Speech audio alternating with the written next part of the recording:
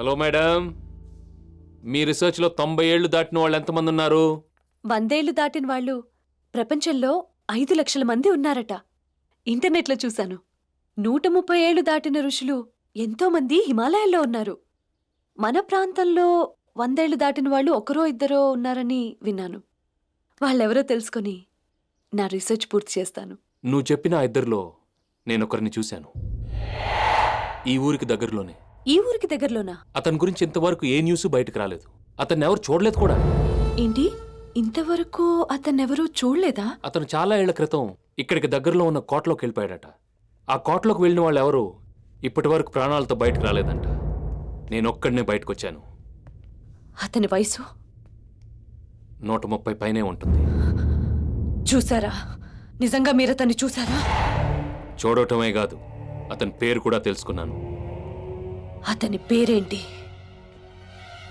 నాగభైరవ. వాడిప్పుడెక్కడున్నాడు? ఇక్కడికి దగ్గరలో రత్నగిరి కొండ ఉంది.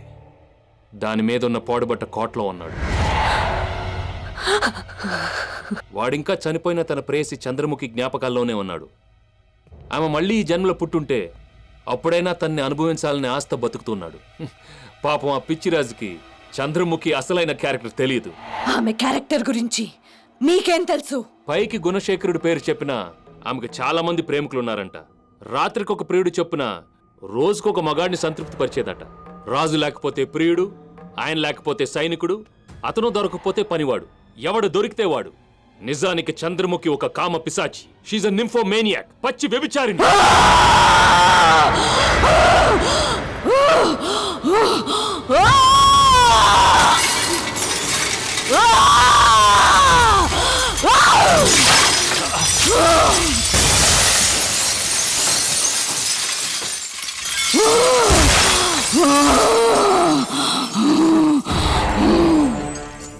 ஏண்டா நாயே, என்ன பத்தி உனக்கு என்னடா தெரியும்?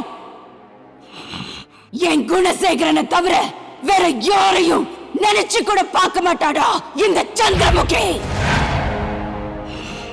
என்ன பத்தி மறுபடி ஏதாவது கதை விட்ட நானே உன்னை கொளுத்திருவேன்.